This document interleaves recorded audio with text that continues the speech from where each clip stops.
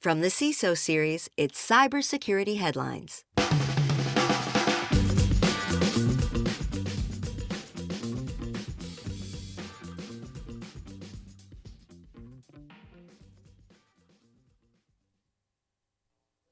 Stolen Microsoft encryption key story grows. The U.S. government contractor Maximus is breached, and Ryzen CPUs are vulnerable to Zen bleed exploits. These are some of the stories that my colleagues and I have been bringing to you on this week's cybersecurity headlines. And now we get a chance for some insight, opinion, and expertise on these stories and more from our guest, TC Niedzialkowski, the CISO at Nextdoor. TC, thank you so much for being here. Really appreciate your time. Thank you, Rich, and thank you for the show. It's very educational. Now that I'm in the hot seat, I'm realizing there's a lot of news every week, and it is really hard to pull apart. And you and the team do a great job. So excited to be here. Well, thank you. And I'm pumped to have you part of this and to play your role in giving us that CISO expertise. Really, like, this is my favorite part of the week because that means a lot. Let's, before we move on to the discussion, thank our sponsor app Omni. Secure and manage end user activity across all SaaS apps.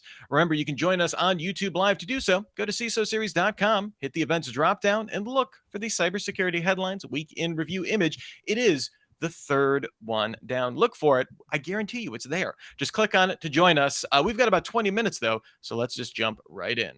Stolen Microsoft encryption key story grows. This is easily the biggest story of the week, and we will kind of break it down into two parts. First, researchers at Wiz have revealed that the private encryption key used by Chinese hackers to break into the email accounts of high-level U.S. government officials also gave them access to a vast array of other Microsoft products, far more than just Outlook, to include SharePoint, Teams, OneDrive, customers' applications that support the login with Windows functionality, multi-tenant applications in certain conditions. I mean, the list is truly astounding. Wiz also warned that a sophisticated APT could have used the access and time to build in backdoors or other forms of persistence into victim systems and accounts. So TC, I mean, this is a nightmare scenario when the company that arguably runs a lot of the world's SaaS and apps and just infrastructure gets penetrated so deeply by nation-state hackers. As a CISO, what do you make of this? Yeah, this one's really hard to untangle because on the one hand, it's cyber espionage as usual, right? China is spying on the U.S. government, U.S. government spying on China, everybody anyway is spying on everyone else. And I guess the part that concerns me is the impact it has to everybody that's not in that game, right? So what if you use Microsoft? What if you use some of this functionality? Are you vulnerable? Do you need to spend a bunch of time with your team going through logs to see that you weren't potentially impacted by a state actor? The part that was really hard for me to square was looking at the Wiz research post. They come to a very different conclusion than Microsoft. So basically, Microsoft is saying it's 25 organizations, no other environment was impacted, open and shut, we're done. And they're working with the FBI, they're working with CISA. I'm assuming they got all the greatest minds on this. But Wiz came out, they got some really compelling research. They do some great internet sleuthing. They're looking at the key involved. They're looking at what kind of access this key had, what could be impacted. And their conclusion is that there are potentially millions of applications that were vulnerable to essentially having, unauthorized or just basically, signed tokens on behalf of this leaked key. And that these applications that are impacted by this, most of them probably don't even have the logging to know whether they were actually impacted. And so to square the circle, it could be that Microsoft has some logs that no one else has. They see how this key is being used. They are confident that they've identified what was actually impacted by this breach. But I think the tough place, if you are a software vendor, if you're a company that relies on this Microsoft technology and could be within scope as described by Wiz, I'm hoping that you have an open line with Microsoft and that you're able to get that assurance that you can trust Microsoft's conclusions about who is impacted or not, because ultimately you're the one that's accountable. You're the one that's accountable to your customers, to your stakeholders, to your shareholders. And so it's just a really uncomfortable position when you're relying on a SaaS provider. The details of the breach are still forthcoming or aren't completely out there yet. And you're deciding how much time and budget should you use to investigate whether you're impacted rather than doing something that's more productive to actually reduce the risk of your organization. Well, and we may be seeing the other shoe about to drop on this because Microsoft is facing mounting scrutiny over all of this activity. As a consequence, it's attracting renewed accusations of negligent security over the hack. And this was prompted by a number of congressional inquiries. Senator Ron Wyden has asked for 3 separate federal probes of Microsoft's negligent cybersecurity practices. That's a quote. So, TC, obviously, it's appropriate for leaders to want to get to the bottom of what happened, but is Microsoft the type of organization that's maybe too big to fail? I'm curious, what can the government actually do to fix this, or at least give some theoretical accountability? All right, this is my hot take. One of the best things about leaving the federal sector and going back to the private sector was not having to use Microsoft products anymore. So the end result is that more city governments or federal governments, they get to use like Gmail and Google Docs. I think that's a win. But yeah, looking at Wyden's letter, looking at the Wiz research, there appear to be some smoking guns in there. So as an example, the stolen key had expired in 2021, but apparently was still able to be used and sign these tokens. I also have a lot of empathy for Wyden or for the government, any consumer of a SaaS platform where you're dealing with kind of the security issues that SaaS platform has, and you're the one impacted, kind of even under this shared responsibility model. What was your responsibility? What was their responsibility? What could you have done? Ultimately, you're accountable for the risk. So one of the things that Wyden mentions was, hey, we never completed this retro, essentially, of what happened with SolarWinds. And if we'd done that, maybe we would have demanded more from Microsoft or moved off of Microsoft or not done this move to the cloud. Like Microsoft recommended, which caused some of the issues related to this incident. So, I mean, I support, you need to, ultimately, you're still accountable. It's your data. It's your business. It's the government. It's the senator's emails. It's the government's emails that are at risk. But on the other hand, there was something that struck me as a little bit off in his letter. And he talked about an all of government approach in holding Microsoft accountable. And I'm just going to pick it up here. I'm about halfway through This Is How They Tell Me the World Ends by Nicole Perloff. That's about essentially the cyber zero-day market. The idea that the NSA, the FBI, multiple government agencies are sitting on or paying for zero-day vulnerabilities in these software infrastructures that we all use. And they use that in order to spy on China, other countries, whomever. And so when I think of all of government approach, I think there's a lot of talent that the government has. If they really wanted to make Microsoft Outlook security better, they could take some of those NSA folks and, point it at Microsoft servers, and I'm sure find a lot of vulnerabilities and tell them how to patch it. So I guess I'm a little bit, I don't know if hypocritical is the right word, but I got mixed feelings in terms of really holding Microsoft accountable for every little mistake when there's a lot more that I think the government could do to secure the products they use. Sympathetic perhaps in this particular instance, but this takes place in a wider conversation for sure. And part of that wider conversation is in our next story here, with millions affected by a data breach at a U.S. government contractor, Maximus. While we're busy with the fire burning at Microsoft, the U.S. government has another one burning on its doorstep. This one with the services contractor Maximus, which disclosed a MOVEit-related data breach that affected the personal data of between 8 to 11 million people. 8 million to 11. Not 8 to 11 million. Maximus manages and administers U.S. government-sponsored programs, including federal and local healthcare programs and student loan servicing. So, TC, the theft of personal data always seems to get shrugged off by the media and the general public. Maybe we're just, we've seen it so often we're kind of numb to it. But we have 2 significant issues here: the fact that the government contractor has been compromised, and the fact that the MOVEit breach continues to increase the body count in a way that I can't remember a single individual breach having this much reach. I'm curious, what are your thoughts on this? Yeah, so in the process of researching the story, I just Googled list of companies affected by the MOVEit vulnerability and the klopp ransomware. And I was really surprised. And it's one of those things, it's Google. I don't just trust the first article I read. I'm going to go there. Okay, great. So they're telling me TD Ameritrade, Ernst & Young, BBC, Warner Brothers, American Airlines, Shutterfly. Each of those, when you Google for more details, it's its own story. There's kind of a unfolding where sometimes these companies are in denial. Sometimes these companies are kind of downplaying the initial impact of the breach. Each one seems unique, and it's just such a long list. So to me, government contractor, Maximus, nothing is magical about being a government contractor. It's still people, it's still software, still people trying to get stuff done. CISA's assessment of MoveIt and the klopp ransomware gang, like, that it's opportunistic, it's not targeted, and so that the motivation is financial, essentially. And so in a way, so I was part of the Office of Personnel Management, the OPM hack, where anyone that ever got a secret clearance, everything was stolen. And that's, reading about this data, you don't want any of this to get out. This is real people that are impacted.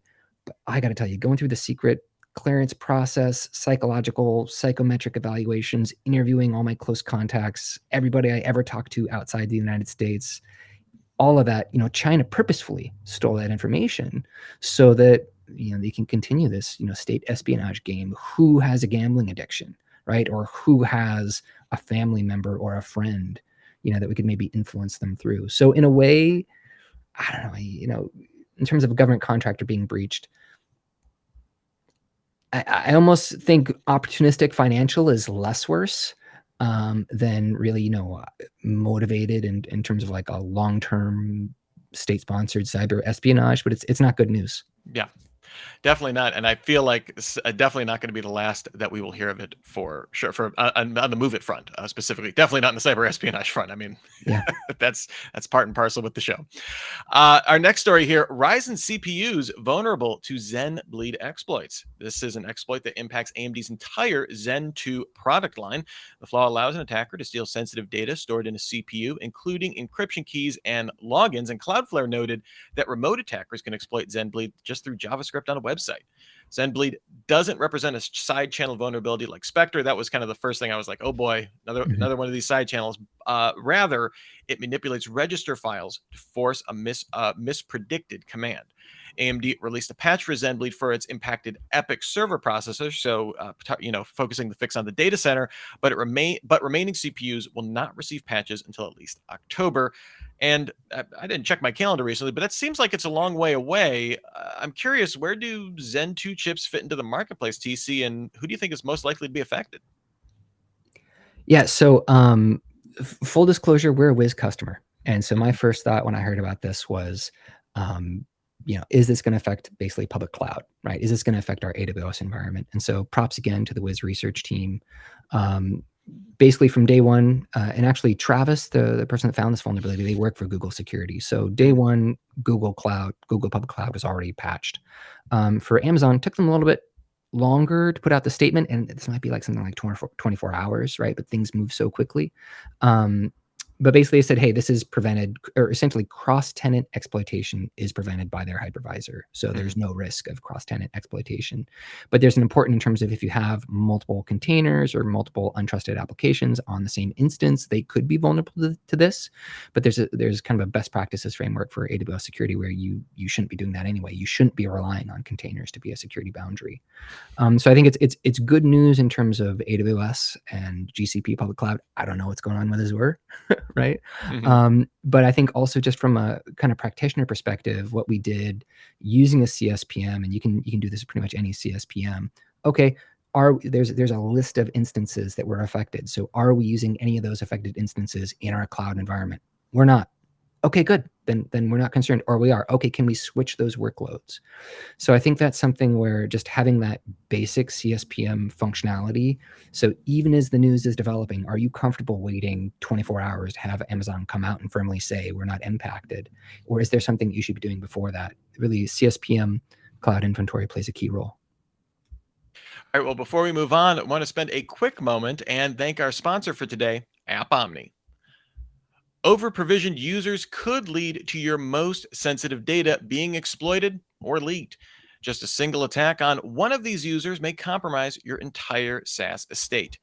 With App Omni's SaaS Identity Fabric, secure and manage end users, entitlements, and threat-based activity. Gain visibility and control over provisioned users, the SaaS data they have access to, and receive guided remediation. Get connected with SaaS security experts at appomni.com. All right, we're already talking about klopp, and we have some new news for them that they have moved leaked data to clear websites. The ransomware organization has moved its publishing of leaked data. It has done it for years. Lots of other ransomware actors do on Tor network sites. But now they're moving over to publishing directly on internet accessible ones. You can just visit with any browser. This follows a similar move made by the AlphaV ransomware group last year. These sites are specifically designed for each victim to increase pressure, so each organization gets their own site. Thus far, the klopp site just provides links to download data dumps, nothing fancy like we've seen from AlphaV. So TC, clearly these are extortion techniques trying to ratchet up the pressure. I'm curious though, is a data dump enough? AlphaV implemented search functionality on these. That was notable last year when they did that. We also didn't see any TikTok shorts or anything creative like that. A little disappointing from klopp there. Given the sophistication that we've seen from many cyber crime groups, I'm curious. Do you think we'll see more actors doing this, or I guess it'll depend on if it proves effective, right? Yeah. So again, I was doing some research on these articles, right? And I'm happy to say we're not here just to comment on the news. We're here to break news, Yep. right? So what I saw was essentially you have the double extortion, which is the idea of we're going to encrypt your data, and then if you want access to it, you got to pay us. Okay, you're not going to pay us. Well, then we're going to release it publicly. So that's a double extortion. Mm-hmm. But even going back 2 years now, and klopp is included in this, there's quadruple extortion. So there's the encryption, there's exfiltration, then there's a DDoS, right? So they'll be DDoSing you at the same time to interrupt your business. And then there's also direct communication with your customers and stakeholders. So klopp does this where, okay, going through the data set, your medical files were exposed, your, financial tracks, they'll email you and say, hey, you should really go tell these people to pay up or else we're going to release this data. But then the quintuple, and it's already happening, but essentially say that you're engaged in negotiations with klopp. They'll then use those negotiations, those emails, and threaten to release those. And so the idea is that they're just really, evolving the business, optimizing. Once they've done the smash and grab, once they've been in your environment, what can they do to actually get money as a result? Yeah, it's interesting to see, kind of this evolution of either their previous attempts aren't being as financially successful, so they got to kind of figure out how to use every piece of that buffalo. Yeah. Like thinking about that just in terms of like I invested money to get into this system, or I invested time or effort or resources, and I need to get a return on this. How else can I spin this? Yeah, you're right. We've definitely seen the direct communication techniques, which is, man, I can't imagine. I can't imagine getting that email or that call as a customer. I mean, that's got to be the stuff of nightmares for sure. Before we get out of here, I just want to thank everybody that has been watching our live stream and has been commenting on YouTube. Really appreciate everybody that has been getting in there and letting us know what they think about each of these stories. And we want to hear more of that. So remember, subscribe to our YouTube channel, and you can be watching us live. You can be commenting, and we can feature those on the show. So really appreciate everybody taking part today. Our last story here, the SEC to require incident disclosure. On Wednesday, the Securities and Exchange Commission approved new rules to require organizations to disclose material cybersecurity incidents to the regulator within 4 business days. The U.S. Attorney General can delay public disclosure of incidents if it would threaten public safety or national security, kind of expected carve-outs there. The rules would also require companies to annually share risk management, cybersecurity strategy, and governance policies. This applies to domestic businesses and foreign businesses doing business in the U.S. The new rules come into effect in December, although smaller companies will have an additional 180 days to come into compliance. So TC, this was a huge document, set of rules and all sorts of clarifications from the SEC, over 200 pages, lots to dig in there. I'm curious, what's in there that CISOs need to know about? Yeah, so I tried using ChatGPT to summarize the 186 pages, but a 4-paragraph summary isn't enough. There's some the devil's in the details, right? And so that's why you got to have our legal teams, already been following the process, going through it to make sure that we understand what this means from a compliance requirements perspective. But I think the good news coming out is that the 2 things that I'm appreciative of is that, first of all, it rejected the mandated cyber risk quantification. So I think not that you don't want to measure your cyber risk, but kind of the depth or the degree that you go around quantifying cyber risk can be a distraction versus actually doing what needs to be done. right? You can spend a lot of time trying to quantify the risk when, listen, these are still the top thing we need to do, or top 3 things that we need to do. So I think that's appropriate. That could be a distraction versus actually increasing your security posture. And then the other one is rejecting the requirement around disclosing the cybersecurity expertise of the board. And so this is where there's been a lot of opinions, and there's been a lot of running up to this. There's been a lot of people trying to say, how important this is to have cybersecurity expertise within the board, and what CISOs need in order to be able to work on a board. But my opinion is that it's the job of the board. It's the job of, for instance, the Audit and Risk Committee to understand business risk, to understand business impact, and it's the job of the CISO to communicate that business risk and that business impact to the board, and that you don't need to be an IT or cybersecurity expert in order to understand business risk. So I think that's a good thing in terms of not mandating that requirement for the board. Yeah, just thinking about risk quantification, like so much of like that requirement, it feels like that is standardizing something that with the obviously the diverse array of businesses, of infrastructures, of everything out there, feels like that borders on security theater almost. Like if Yeah. it is supremely important to understand risk and how to and how you are exchanging risk for business value or something like that within your organization. But to mandate that for that, not great. So yeah, glad to see that they're seems to be focusing on what really matters and what can make a material investment to investors, which is what the SEC is mostly concerned about, right? I mean, you can go a long ways with high, medium, and low. Yeah, I can get you pretty far. That's true. All right. Well, TC, before we get out of here, was there any story that was a thumbs up or an eye roller for you? Just something you reacted strongly to? Yeah, I guess the Microsoft, and cyber espionage, and kind of the reaction of the government, and kind of again taking that, I deal with SaaS providers all the time where there's a breach and I'm unhappy with their response. I'm unhappy with the steps that I need to really feel comfortable with kind of the level of risk that I think I have as a result. And so I think I really want a whole of government approach to make the software, the providers that we all use, more secure. So in that case, I'm supportive. But yeah, it's on the other hand, spying is a thing, and that's something that's going to be dealt with, through bilateral relations, through things like UN charters. There's a lot that we could do if we wanted to, create international norms around spying, and that's in the government's court to take on that action. Well, thank you so much, TC Niedzialkowski, for being on the show, for taking some time away from being the CISO at Nextdoor, and just really helping us understand some of the context and some of the deep dives for what this news means for CISOs. It means a lot, and I really appreciate it. Where can people find you online if they're so inclined? I'm on LinkedIn. I think I'm the only TC Niedzialkowski. So if you're able to type my name in, I think you can find me. Well, we will have the spelling of your name and the link to your LinkedIn in the show notes, so it'll be easy for everybody.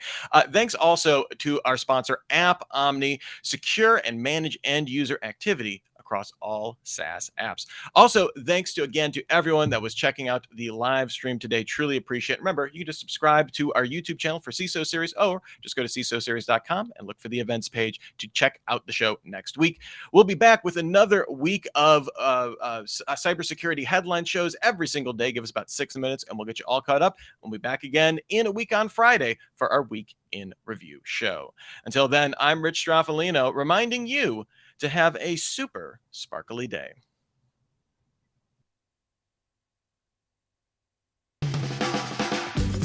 Cybersecurity headlines are available every weekday. Head to CISOseries.com for the full stories behind the headlines.